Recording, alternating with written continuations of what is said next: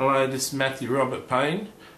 This is my book, He's Redeeming Love, and this is chapter 22, called Suicide Thoughts.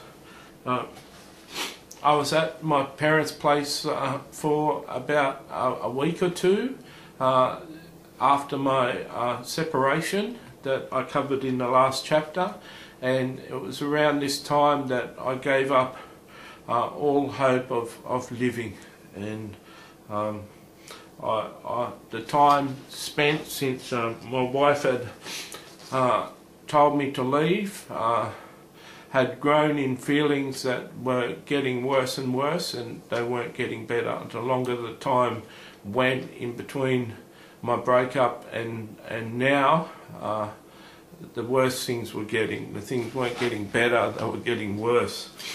I was not remembering the bad times that I had with my wife. I was remembering the good times that I had with my wife and missing those good times that I had with my wife, and I was tremendously sad. It was really hard trying to come to grips with the fact that I was never going to be with my wife again. It was tremendously heartbreaking and heart-stirring, the idea that I wasn't going to live with my wife anymore, and it was only going to be a part-time father.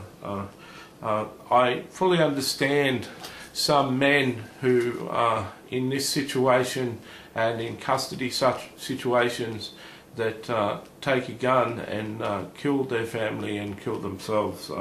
I can understand the idea of wanting to end it all, of the person that you loved, and end it all for yourself. One day I was walking towards the shower, and my mother noticed me in a bad situation and felt a stirring in her spirit to do something about it. When I was in the shower, I just decided out of the blue, when I was thinking about my life, I decided that I was going to kill myself. I didn't know what I was going to do at that stage. I didn't know how I was going to kill myself.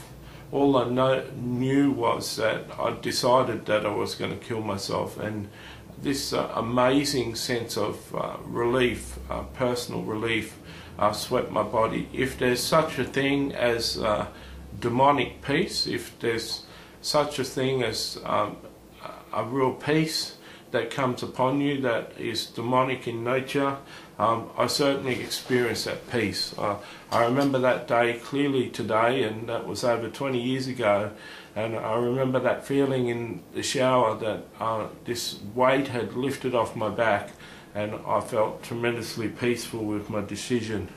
I was getting out of the shower, and my brother Tony came into the shower, and I quickly struggled to cover myself up from being nude. My mother had gone and seen Tony and had a feeling in her spirit there was something wrong with me, and that she should send Tony in to see me.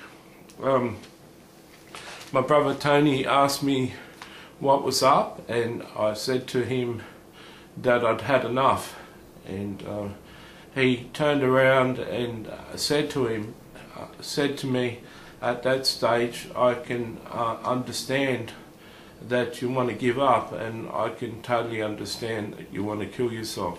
I wondered how he made such a jump from me saying I've had enough to I want to kill myself, and I wasn't aware that my mother had sent him in at that stage. He said that he could understand that I wanted to kill myself, and he said that it must be a big thing to lose a wife and a child, and that he understands me grieving. He said that he'd lost a couple of men that he'd been working with at the Drug Rehabilitation Centre at John Pierre's farm that I used to visit when I was young. My brother was working there as a counsellor and a rehab worker, and he said he'd lost a couple of his men that he worked with to suicide, and so he understood all about depression and suicide, and he told told me that he'd tell my parents and my family that I'd just succumbed to depression, and suicide, although it's terrible, is just a progression from really deep depression, and that they're not to blame themselves, but Mattthew was just in a position that couldn't be reached, and he assured me that if I killed myself, that he'd make sure the family was okay with my decision. I thought that was tremendously nice of him, and it sort of lifted something off me. I felt accepted and not judged.